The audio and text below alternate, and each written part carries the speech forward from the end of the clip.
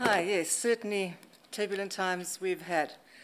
So we're going to be taking a look, we've been looking forwards for the last three speakers, and it's been absolutely fascinating. Now we're going to have to just take a minute to look back at what we experienced in Zimbabwe and see if there's anything we can learn from it. Zimbabwe's hyperinflation, I think, is the main topic. We've got a number of turbulences, as you all know. We don't just have turbulence in one area, we have turbulence in a number of areas. But the hyperinflation was the big story. And certainly it's one of the top five. It's the second highest hyperinflation that's ever happened in the world. And it's one, but the top five is the only African country that is there. And hopefully it's not going to happen in any more African countries, but perhaps we should just take a minute to look at how one manages hyperinflation. We had 80 billion% per annum, prices doubling every day. It started in 1997 when the government decided to pay the war veterans an amount that the government couldn't afford. So that brought back about an imbalance. And then they had some adventures in the Congo, which we sent our military in, which also was not affordable. And that was the start of it. And then it just, money was printed. Quantitative easing, I think, is the polite term. But it was done in a massive scale. And that just accelerated and accelerated and accelerated. We had, I don't know if you can imagine what it's like to cost your products in an economy like that. What price do you put onto your products? And that is something that caused a lot of sleepless nights and arguments in the boardroom. But really what you have to do, if you're in a command economy, then the government just tells you what price you will charge for something, and you just comply, otherwise you go to jail. But Zimbabwe was like a mixture of a command economy versus a more relaxed approach. Basically what they would do is if they felt that you were charging too much for your product, they'd pick you up on a Friday. Why a Friday? Because if they picked you up sort of past midday on a Friday, your lawyer wouldn't have time to get you in front of a judge. So you would spend the weekend in jail. And so executives of retail companies were nowhere to be found on Fridays. We all had lovely weekends during that period. I got lovely memories of weekends at Wangi and weekends in the Matopus and weekends in the Highlands. Every weekend you went away. Paying for it was something else, of course, but yeah. So coming back to costing, you had to establish what price you were going to have to pay for replacing this item that you're selling now. So you have to take into account your lead times. So what we would do is we would translate all of our prices into US dollars. Now, how do you know what a US dollar is worth? Sounds easy. Not so easy, because there's the official rate, which you couldn't buy US dollars at.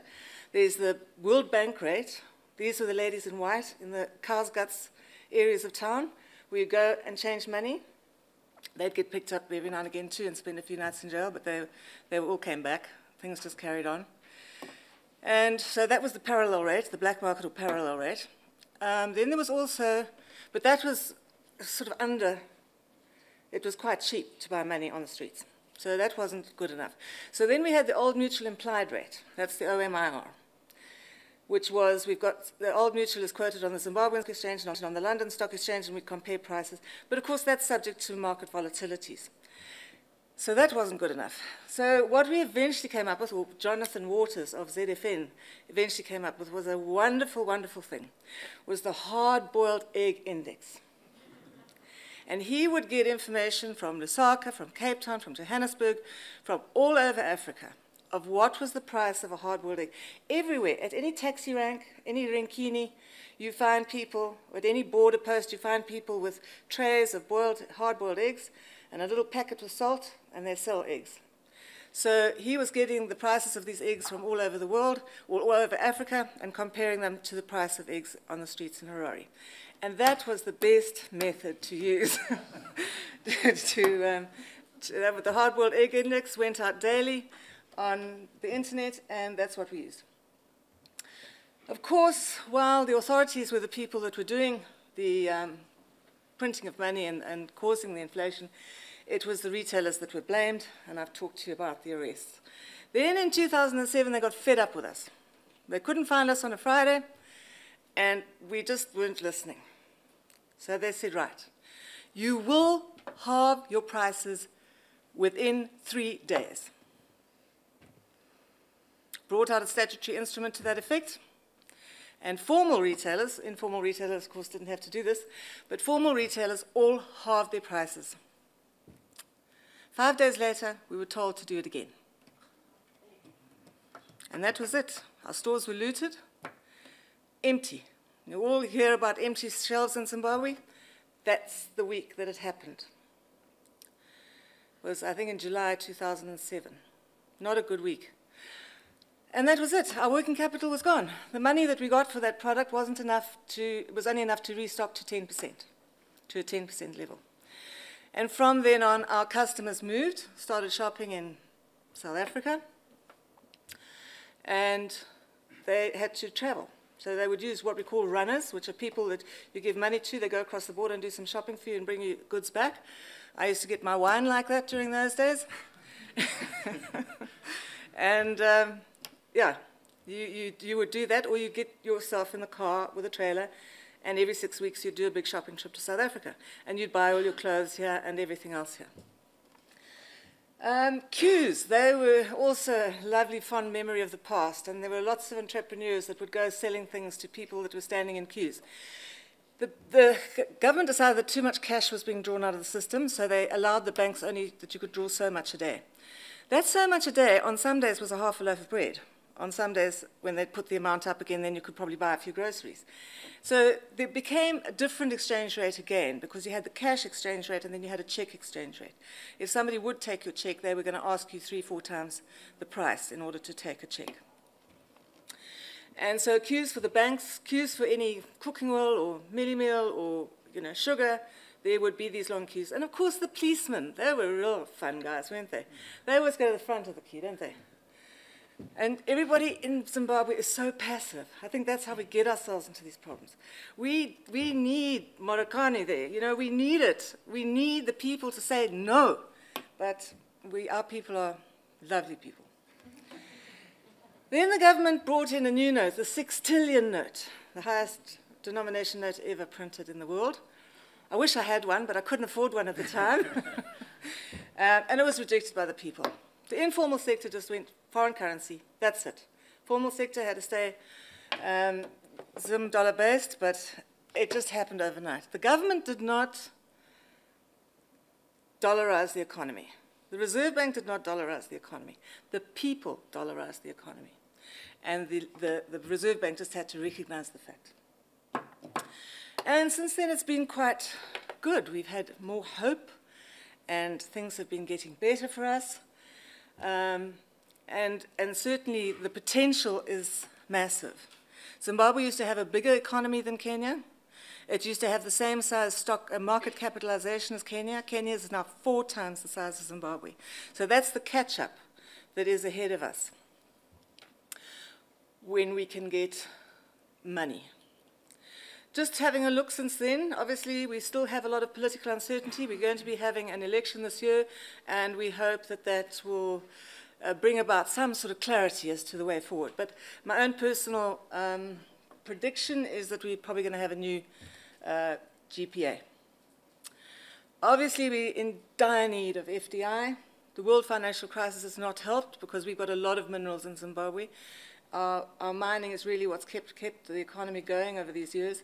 And of course, globalization, we've talked already about globalization this morning. Philip talked to us very, very well about it. But the thing for us in Zimbabwe is it came as quite a shock, because we've always been quite a closed economy. Since 1965, since Ian Douglas Smith declared UDI, that economy has been closed. You couldn't get foreign currency except by application to the bank, to the Reserve Bank, and they didn't give it to you if those goods were manufactured in Zimbabwe. So we had a very protected industry in Zimbabwe. Suddenly, overnight, here we're US dollar-based. You can just get whatever you want from wherever you want. And that is having a really, really detrimental effect on our industrial sector. To the gentleman that was asking the question about can South Africa compete, I think that the problem that we have in Africa, Zimbabwe is much, much worse than South Africa. We have labor laws, for example, that are totally biased to the worker. We have minimum wages. We have, and unless we change those things and make the policies of the country in favor of business, we are going to struggle to be competitive on the world stage as producers. And that is going to take political will. And as we know, anywhere in the world, political will is not that freely available. We look at any country you like, and there are things that are being done. It's actually part of democracy. Democracy promotes immediate consumption. It is one of democracy is the best system we've got, but it's not perfect. And it does mean that people are voting for I want benefit now, I want benefit now, not looking 20 years ahead. We need to build industry in this country. So those are the problems I think that Africa has, as well as other countries. Economic factors affecting retail spending. We've got very subdued public expenditure in Zimbabwe. Our government is working in a very tight margin. We have a balanced budget. Nobody will lend to us, so nobody will lend to the government, so that means that they have to have fiscal discipline. But obviously it does affect how quickly we can recover. We've talked about FDI, export proceeds. Obviously, we say diamonds can't be freely traded, but at the same time, there's an aeroplane that flies out of Mutare every day, carrying something. Don't know what it is. A weaker South Africa rand has also increased cross-border shopping. Curtailed diaspora remittances. Now, diaspora remittances were what kept people going through the bad times. We have about 5 million Zimbabweans, well-educated people, working all over the world, and they send money home. There's a culture of looking after family, and money is sent home. So the diaspora remittances are really what kept the whole thing ticking over. That is probably dwindling, but also I think that there's a lot of informal sector mining, both in gold and silver and diamonds, that is happening quietly across the Limpopo, and that is also helping the economy. Our new farmers are really beginning to contribute meaningfully to the economy. Tobacco sales are now at the price last year was an all-time high.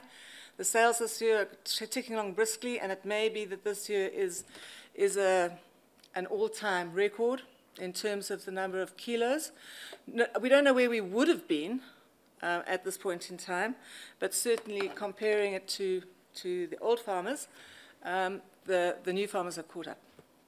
Informal mining in gold, the porous borders that we've talked about. Our inflation is very, very low. Last year it was 2.71%, which is very good news for us that are used to numbers that we can't swallow. Our civil servant salaries are quite reasonable, and in general, Zimbabweans honor their debt, not like South Africa.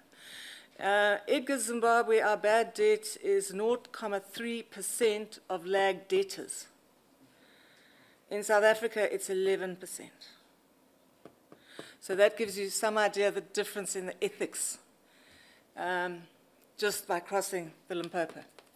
And that's going to be all over Africa. You're going to find it's going to vary from place to place. So something interesting. The informal sector is pretty much untapped. I think it's a huge opportunity for us and for other retailers.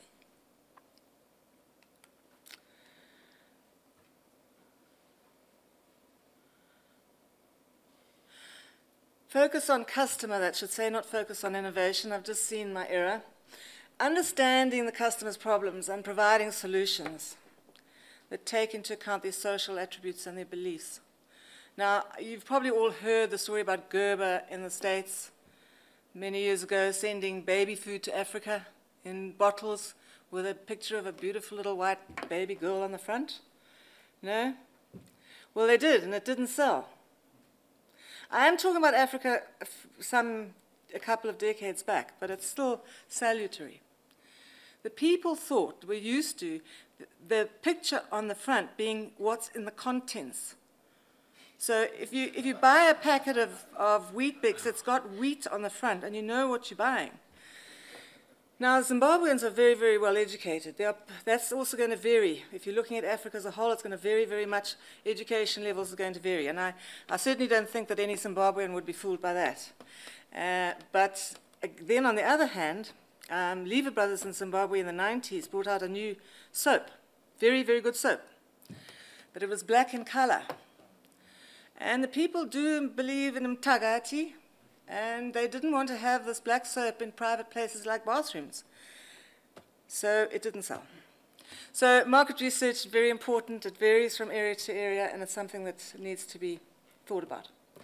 Taste changed for us dramatically during that period when our customers were now traveling to South Africa to do their shopping. So now they're coming back to us, but they expect the same item that you can get in Edgars, South Africa. They expect it to be the same. They expect the shop environments to be the same. They expect everything to be the same. Now, remember, we had our working capital wiped out, and for various reasons, we are unable at this moment in time to have a rights issue. But this is a problem. This is an expectation that has changed, and we have to reposition ourselves accordingly. We did have a chain in Zimbabwe called the Express chain, which was a very, very well-known Zimbabwean brand. It did very well for us over very many years. We had 60 stores at the height before the troubles began, and now we've had to change that to Jet. And that rebranding has been marvelously successful for us, with 60%, 70% growth in turnover out of the same space because of the rebranding and repositioning as well. Because everyone is more connected, and as we've heard earlier, we definitely have more demand for fashion, but the conservative rural customer is still there and still wants the same thing. So that gives you some kind of challenges around gridding. I suppose you get it a little bit in South Africa as well, where you're not going to want the same thing in Hluflui as you want in Sandton, but it really has become even more marked, the difference that we have in Zimbabwe. Emotional marketing, I think it was Jonathan that mentioned that your customers must like you and love you. That is something that we have done quite successfully. Now, thank you to teachers, thank you to civil servants, thank you to soldiers campaigns that we've had. Innovation, I think we've talked quite a lot about innovation this morning, and we've certainly used it in our business technology, where we are using the M-Pesa and type of product, e-statements, and that has reduced cost quite dramatically. Managing human capital, I think, again, most important thing. Executive development interventions. We need change agents, people that have got the energy and have got the business acumen to bring about the changes that are needed. We definitely need multi-skilled executives. If you look at everything that we've talked about this morning, executives these days need to be multi-skilled. And I think that it's not just in Africa. I think it's across. Junior boards are a very good way to start to bring up your next generation of young Turks. And we talk a lot in Africa about the brain drain. It's particularly so in Zimbabwe. And the brain, how do we get the brain gain? But I think, again, it comes back to the same thing.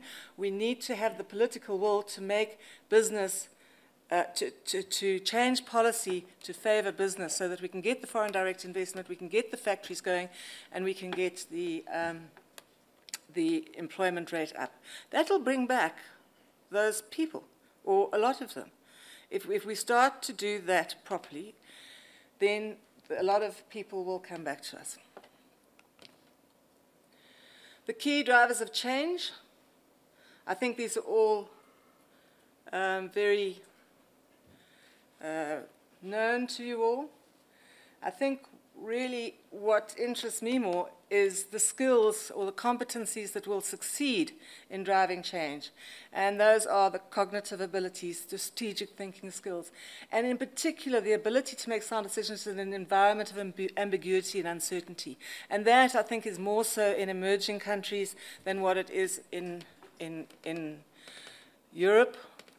But that kind of thinking is really what gets change moving. And what are the derailers for change?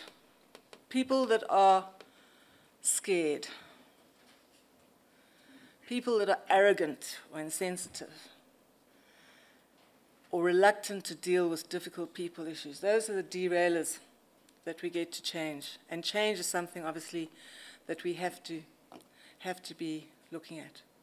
Risk management, globalization, we've talked about. The management of working capital obviously has been a major area for us. We've got a very illiquid environment, and we've talked about cost cutting through. The last item that I want to talk to you about is politics. You can't talk about doing business in Africa without talking about politics. Executives have to develop strategies to manage the politics of the day. And it's not something that you can just turn a blind eye to and think, well, I'm not really interested in politics. You have to be well informed about what the situation is on the ground, or you have to have somebody that is well informed to advise you. You need to be engaged to some extent. Now, CSR is an area where we think of as being something that we do to help a community or to assist the needy. But it has become also, to a large extent, it has become a matter of building your social capital. And building your social capital, taken in the political environment in which we operate, is very, very important. In other words, if Edgars are known to be supporters of communities, supporters of education, and are known and loved in the rural areas of Zimbabwe, which we are, then we are going to be less likely to be attacked in a politically unpleasant way. So that is really the way we manage it. And the words of, we just won, South Africa just won an Oscar, some of you may know, for a documentary. So I'll leave you with Sugarman's words. Thanks for your time, and you can thank me for mine.